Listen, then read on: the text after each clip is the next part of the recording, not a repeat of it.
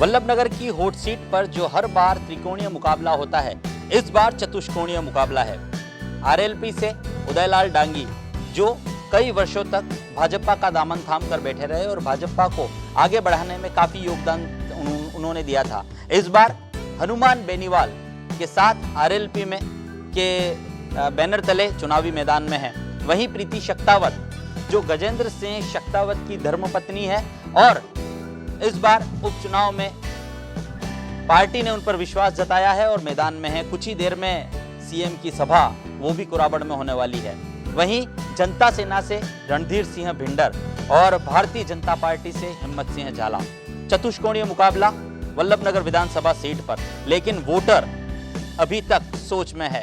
किसे वोट देना है, कैसे वोट देना है, क्या देखकर वोट देना है, इन सभी पर आकलन अभी इस सीट पर हो रहा है। हम आज कुराबड़ दौरे पर हैं और यहाँ पर हमारे साथ भारतीय जनता पार्टी से जुड़े कुछ लोग हैं। हम इनसे बात करेंगे कि क्या सोचते हैं, क्या देखते हैं और इस बार भारतीय जनता पार्टी को पावरफुल करने के लिए क्या रणनीति बनाई है, किस तरह से करेंगे। हमारे साथ यहाँ के प्रभारी ताराचंद जी जैन हैं। सबसे पहले हम उनसे बात करेंगे कि इस बार के चुनाव को कैसे देख रहे हैं। सर, स्वागत करता हूँ। वैसे जो आपने शब्द का उच्चारण किया, भारतीय जनता पार्टी को मजबूत कैसे करेंगे। भारतीय जनता पार्टी देश भर में सबसे मजबूत पार्टी है, देश विश्व की सबसे बड़ी पार्टी है। पहली बात तो ये बात सही है कि कुछ चुनावों के अंदर हमारे ही कुछ लोग लड़े, उससे कुछ पीछे रह गए। वैसे 3 साल पूर्व कांग्रेस की जब सरकार आई थी, उस समय मात्र राजस्थान के अंदर 50,000 वोटों से सरकार बनी है, उससे ज़्यादा वोट नहीं है। 10-12 सीटों का फर्क आया था और कांग्रेस ने उसमें घोषणा की थी किसानों का कर्जा माफ़ करेंगे, बेरोजगारों को रोजगार देंगे, रोजगार नहीं देंगे तो महंगाई भत्ता देंगे, किसानों की 10 एचपी तक की मोटरों का कोई भी बिल नहीं आएगा। इस तरह की घोषणा के आधार पर सरकार आई। तीनों मुद्दों पे न तो बेरोजगारों को रोजगार दिया है, न बेरोजगारों को भत्ता दिया है, किसानों का कर्जा, एक भी किसान का कर्जा माफ़ नहीं किया। इसी तरह से हम देख रहे हैं कि मोदी सरकार केंद्र से जो भेजती है उसको भी जनता तक नीचे पूरा नहीं पहुंचाते। जब से कोरोना काल लगा है और ये दिवाली आएगी, नवंबर तक केंद्र सरकार जो गेहूं बांट रही है वो भी नीचे तक पहुंच नहीं रहा है। इसलिए मुझे ये विश्वास है कि अपने वल्लभनगर विधानसभा क्षेत्र के अंदर जो गलती पिछली बार कांग्रेस सरकार के झांसे में आकर गुमराह होकर वोट दिया था, वो इस बार गलती करेगी नहीं और कड़ी से कड़ी, केंद्र की कड़ी से कड़ी को जोड़कर केंद्र की योजनाओं का लाभ विशेष मिले, ये जनता की उस ओर निगाह है। निश्चित रूप से भारतीय जनता पार्टी के प्रत्याशी हिम्मत सिंह जी, जिन्होंने कोरोना काल के अंदर इस विधानसभा क्षेत्र के अंदर काफ़ी काम अपने स्वयं के बजट से करके, उसमें कोई न तो चुनाव था न कल्पना थी, उन्होंने किए हैं और 18,000 व्यक्ति उनके काम कर रहे हैं। तो लोगों को ये भी आशा है कि ये रोजगार स्वयं भी देंगे, सरकार की तरफ से भी प्रयास करेंगे और मुझे विश्वास है कि भारतीय जनता पार्टी बहुत ज़्यादा बहुमत से जीतेगी। सर, हर बार जो यहाँ पर त्रिकोणीय मुकाबला होता है, इस बार चतुष्कोणीय मुकाबला है और आपने बताया कि हिम्मत सिंह झाला ने अपने दम पर, अपने व्यवहार से यहाँ पर जो लोगों की सेवा की है उसको देखकर लोग वोट देंगे। लेकिन बीजेपी के साथ रहते हुए उदयलाल डांगी ने जो यहाँ मेहनत की, उसको दरकिनार करते हुए एक समाज सेवी को लाकर खड़ा कर दिया है। आप क्या कहेंगे? ऐसा है कि भारतीय जनता पार्टी किसी व्यक्ति विशेष की पार्टी नहीं है। पार्टी ने सारा सर्वे किया है, सर्वे के बाद जो परिणाम आए, केंद्रीय संसदीय बोर्ड सारी बातों का चिंतन करके टिकट देता है। व्यक्ति के आधार पर टिकट नहीं देता है, न उसका दबाव के आधार, जनता के सर्वे के आधार पर जो नाम है उसी को टिकट दिया गया। वल्लभनगर में बीजेपी हमेशा से कमज़ोर रही है, शायद इसी वजह से मैंने बीजेपी के लिए पावरफुल होने की बात कही थी। प्रदेश सरकार, केंद्र सरकार की बात नहीं, मैं अभी वल्लभनगर विधानसभा सीट की बात कर रहा हूँ। तो यहाँ पर अभी कल ही आप ही के बीजेपी के एक युवा नेता ने रालोपा का समर्थन किया है। ऐसा है कि कुछ स्वार्थों के बस तत्काल कुछ हो सकता है। पहली बात ये बताता हूँ कि जब जनसंघ की स्थापना हुई थी सन 1952 के अंदर, उसमें राव कमलदन सिंह के पिताजी यहाँ से पहले विधायक बने। उसके बाद 2 बार फिर जनसंघ के विधायक बने। इसलिए भारतीय जनता पार्टी जनसंघ की तीसरी पीढ़ी है। इसलिए ये बात किसी समय के 70-75 वर्षों के इतिहास के अंदर तीसरी पीढ़ी है भारतीय जनता पार्टी। उसके पहले जनता पार्टी थी, उसके पहले जनसंघ था। तीनों पीढ़ियों के अंदर इसका हमेशा से इस सीट पर जनसंघ, जनता पार्टी और भारतीय जनता पार्टी का खाता रहा है। तो इस बार भी जीत के प्रति आश्वस्त? बिल्कुल जीत के प्रति निश्चित रूप से आश्वस्त हैं, भारी बहुमत से जीतेंगे। एक सवाल और, भारतीय जनता पार्टी के कद्दावर नेता जो मेवाड़ के भाई साहब हैं, वो वल्लभ नगर में कभी चुनाव प्रचार में दिखाई नहीं देते। बाकी तो हर जगह पर उनकी दहाड़ मंचों से हम लोग भी सुनते हैं, आप भी सुनते हैं, और हमेशा उनकी कही गई बातों से कहीं ना कहीं वो विवादों में भी आ जाते हैं। लेकिन वल्लभ नगर सीट पे नज़र क्यों नहीं आया? ऐसा है, मुझे हैरानी है कि आप जैसे न्यूज़ को पिछले 2 दिन से वो वल्लभ नगर क्षेत्र के अंदर है। परसों मैं स्वयं जगत से पहली मीटिंग चालू की, उसके बाद बम्बोरा, कुराबड़, यहाँ भी परसों मीटिंग थी। उसके बाद कल धरोली, खेरोदा और कांदोड़ के अंदर 6 मीटिंगों को संबोधित करके गए और उन्होंने स्पष्ट कहा कि हम पार्टी के कार्यकर्ता के नाते अपनी बात कहते हैं, लेकिन पार्टी सभी के सामूहिक निर्णय से प्रत्याशी तय करती है। ये किसी को भी गलत फहमी नहीं होनी चाहिए कि मैं उसके साथ हूँ, उसके साथ हूँ। मैं पार्टी के प्रत्याशी हिम्मत सिंह के समर्थन में समाये करके उसको जिताने के लिए लगा हुआ। मेरे कहने का मतलब ये है कि सीएम भी एक बार दौरे पर यहाँ पर आए कांग्रेस के लिए। ये तो मेवाड़ के भाई साहब, इन्हें तो बार बार यहाँ आना चाहिए था, बार बार लोगों से बात करनी चाहिए। 1 या 2 बार करके इतिश्री करना कहाँ तक थी? ऐसा है कि भारतीय जनता पार्टी के अंदर निश्चित रूप से मेवाड़ के लिए गुलाब जी हमारे कद्दावर नेता है, लेकिन पिछले 4 दिन तक वो लसाड़िया विधानसभा क्षेत्र के अंदर है। जब तक माहौल उफान नहीं लेता है तब तक लोगों की हजूम जुड़ता नहीं है। पिछले 2 दिन से वो इसी विधानसभा क्षेत्र के अंदर है, 4 दिन वहाँ थे। और कल हमारे राष्ट्रीय महामंत्री अरुण सिंह का दौरा है, करुणीलाल जी का दौरा है, नियमित किसी बड़े नेता का दौरा है। और उसके अंदर भी हम बराबर देख रहे हैं कि जिसका जहाँ उपयोग है वहाँ उन नेताओं को आमंत्रित करके जीत को सुनिश्चित कर रहे हैं।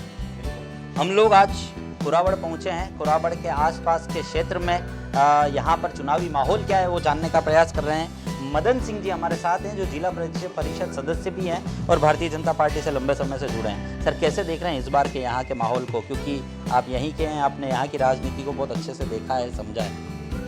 बिल्कुल, बहुत अच्छा माहौल है और भारतीय जनता के पक्ष में जो माहौल बना है वो देखने लायक क्या, मतलब अच्छा माहौल बना हुआ है। और मैं जब देख रहा हूँ कि सभी संगठन के पदाधिकारी स्टेट से, सेंटर से सभी यहाँ आए हुए हैं, उनके मार्गदर्शन में भारतीय जनता पार्टी के कार्यकर्ता काम कर रहे हैं और निश्चित ही विजय हासिल होगी। सर, अगर जातिगत समीकरणों की बात करें तो 4 में से जो मजबूत जिनके बीच में टक्कर मानी जा रही है उनमें से 3 कैंडिडेट राजपूत हैं। तो आपको नहीं लगता कि ये राजपूत के जो वोट हैं वो जातिगत समीकरणों के आधार पर इधर उधर बढ़ सकते हैं? ये बिल्कुल नहीं होता। राष्ट्रीय पार्टी के अंदर कोई जातिगत समीकरण नहीं बढ़ता। जो राष्ट्रीयवादी सोच वाले जो जनता है, वोटर हैं, वो पार्टी को वोट देंगे और राष्ट्रीय सोच वाली दोनों पार्टियां हैं, ठीक है। ऐसा कुछ नहीं है कि जनता सेना एक समय था कि उनका अलग था कि उस समय कोई सहानुभूति मिल गई या कोई निर्दलीय खड़ा होता तो सहानुभूति, बाकी ऐसा कुछ नहीं है। और वोट बिल्कुल मिलेंगे। भारतीय जनता पार्टी की जो सोच रखने वाले वो वोट देंगे। सहानुभूति तो इस बार प्रीति जी के साथ भी जाती हुई नजर आ रही है। हो सकता है उनके पार्टी के लिए, लेकिन जो भारतीय जनता पार्टी सेंट्रल मोदी सरकार जो काम कर रही है उसको देख के जनता वोट देगी।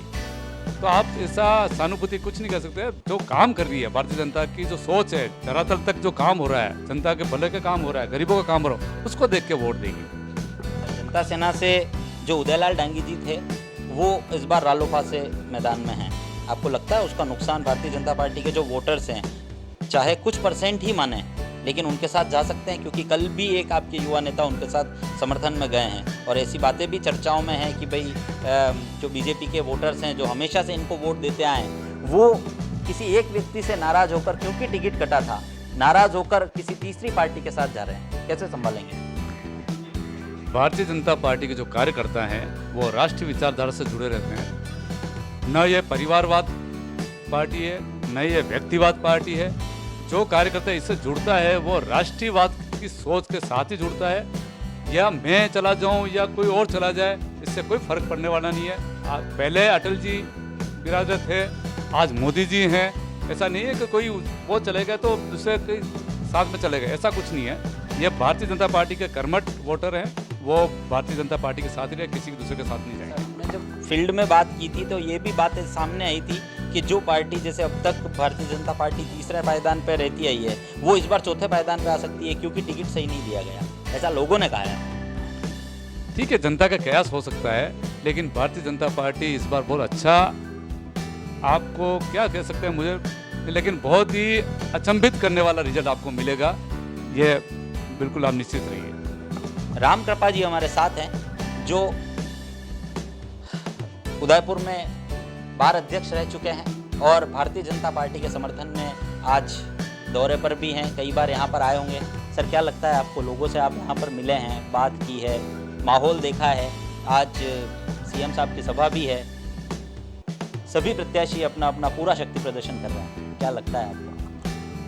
कांग्रेस में किस प्रकार की निराशा है ये सीएम साहब के दौरे से स्पष्ट परिलक्षित होता है कि नामांकन भरवाने के लिए सीएम साहब पधारत है और जहां दरियावद में 3 सभाएं दरियावद विधानसभा क्षेत्र में सीएम साहब कर रहे हैं और सिर्फ यहां पर एक टोटका करने के लिहाज से पूरा बड़ जैसे कंजेस्टेड एरिया को उन्होंने चुना और वहाँ पे एक फॉर्मेलिटी के तौर पे वो पधार किए, क्योंकि राजनीति में जिस प्रकार की गुटबाजी कांग्रेस में है और कांग्रेस के लोगों में जिस प्रकार की निराशा का वातावरण है, गुट विशेष के लोग काम कर रहे हैं, इसलिए सीएम साहब सिर्फ टोटका करने के लिए मेरे लिहाज से आ रहे हैं और वो टोटका करके जाएंगे।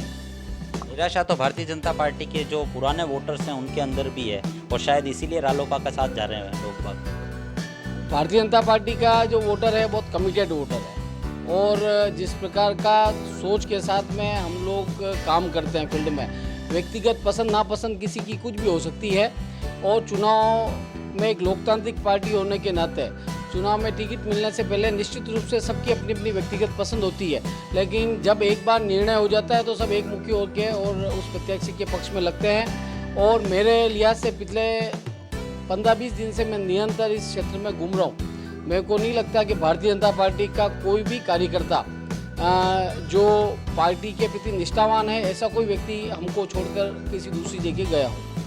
ये एक लोकतांत्रिक प्रक्रिया है, टिकट मांगना भी लोकतांत्रिक प्रक्रिया के अंतर्गत आता है और जिस तरह से दोनों ही राष्ट्रीय पार्टियों में भारतीय जनता पार्टी या कांग्रेस में सबसे ज़्यादा उम्मीदवार थे टिकट मांगने की दौड़ में, लेकिन भारतीय जनता पार्टी में क्या कोई योग्य सामने नहीं आ पाता हर बार, क्योंकि जो थे उन्हें भी दरकिनार कर दिया गया। उसके बाद न तो उम्मीदवारों की कोई संख्या नजर आई जो टिकट मांग रहे हों और सीधा ही एक नाम सामने आ जाता है। मेरा ये मानना है कि भारतीय जनता पार्टी की लोकप्रियता पिछले 8-10 वर्षों में जिस प्रकार से चरम उत्कर्ष पे है, उसमें निरंतर हमारे कार्यकर्ताओं की संख्या में वृद्धि हुई और पूरे विश्व की number 1 party Bharatiya Janata party बनी। तो स्वाभाविक रूप से जो लोग हमारे साथ में जुड़े, उन लोगों में राजनीतिक क्षेत्र में काम करते हुए स्वाभाविक रूप से एक महत्वाकांक्षा हर व्यक्ति की होती है। तो पार्टी में काम करते हुए टिकट की चाह रखना कोई गलत बात नहीं है, मैं इसको उचित मानता हूँ, लेकिन मैं आपसे निवेदन करना चाहता हूँ कि हमारा टिकट फाइनल होने के बाद में हमारे यहाँ 8-9 दावेदार थे और उन 8-9 दावेदारों में से सभी लोग एक मुखी होके और हिम्मत सिंह जी जाला के पक्ष में प्रचार का कार्य कर रहे हैं। जहाँ तक उदयलाल जी का सवाल है, उदयलाल जी एक हवा के वेग के साथ में भारतीय जनता पार्टी में आए थे और वापस पार्टी को उनकी विचारधारा के साथ तालमेल नहीं बैठाए थे, वो छोड़ छाड़ के चले गए। उसका बहुत ज़्यादा कोई महत्व मेरी नज़र में है नहीं। आपको नहीं लगता उदयलाल जी को मनाना चाहिए था या उनको किसी भी तरह से फिर से बीजेपी में रहना चाहिए था, क्योंकि अब तो वो अलग हो चुके हैं, मैदान में आ भी चुके हैं, भारतीय जनता पार्टी से उन्हें निष्कासित भी किया जा चुका है। तो आपको नहीं लगता कि भाई उन्हें वो अगर भारतीय जनता पार्टी में होते और या उन्हें मना लिया गया होता तो भारतीय जनता पार्टी एक अच्छी मजबूत यहाँ पर कंडीशन बना? काल्पनिक प्रश्न है मेरे हिसाब से कि जिसको जहाँ जाना है वो जाने के लिए स्वतंत्र है, जाने वालों को कोई व्यक्ति रोक नहीं सकता। हमारे पार्टी के स्तर पर सब तरह से प्रयास किए और टिकट किसी एक व्यक्ति का अधिकार नहीं है। मैंने पहले भी निवेदन किया कि बहुत सारे लोग योग्य हो सकते हैं, उसमें से जो ऊपर हमारी पार्टी का जो व्यवस्था है, उस पार्टी की व्यवस्था में केंद्रीय चुनाव समिति ने जिस नाम को तय किया, हम सब लोगों को उसके लिए कार्य करना पड़ेगा। हो सकता है योग्य तो बहुत सारे लोग हैं, जो उन्होंने दावेदारी नहीं की, ऐसे भी बहुत सारे लोग योग्य कार्यकर्ता हमारे पास में हैं, जिनको भी चुनाव लड़ना चाहिए था, जो बहुत लंबे समय से पार्टी का काम कर रहे हैं। लेकिन ठीक है, टिकट तो एक व्यक्ति लड़ेगा, इसलिए जहाँ पर जिस स्तर पर भी प्रयास किए जाने थे प्रयास किए, लेकिन जिसकी जो मर्जी है वो जिसको जाना है उसको कोई रोक नहीं सकता। उदयलाल डांगी के रालोपा में जाने से वल्लभनगर सीट पर रालोपा का उदय हो गया और जो मुकाबला हर बार त्रिकोणीय होता था वो इस बार चतुष्कोणीय हो गया। अब देखना दिलचस्प होगा कि 4 दिन बाद होने वाले मतदान इस विधानसभा सीट को किस ओर ले जाते हैं। आने वाले 1.5 से 2 साल कौन यहां ताजपोशी कर पाता है और कौन इस क्षेत्र के विकास के लिए अपने वादे पूरे करेगा, कौन जनता की उम्मीदों पर खरा उतर सकता है, जनता किस पर भरोसा जताती है, 4 दिन बाद स्थिति क्लियर हो जाएगी। फिलहाल उदयपुर न्यूज के साथ लगातार बने रहिए। कुराबड़ और आसपास के क्षेत्र में आज उदयपुर न्यूज की टीम है। हम प्रयास करेंगे कि इस मतदान से पहले यहाँ के जो वोटर्स हैं, जो राजनीतिक पार्टियां हैं, उनके तमाम चुनावी मुद्दे, उनके तमाम वादे आप लोगों तक पहुंचाएं और जो वोटर्स हैं क्या सोचते हैं, किस ओर जाना चाहते हैं, उसका रुख भी आप लोगों तक पहुंचाने का प्रयास करें। फिलहाल अभिषेक जोशी को सहयोगी विनोद माली के साथ दीजिए इजाजत और देखते रहिए उदयपुर न्यूज। नमस्कार।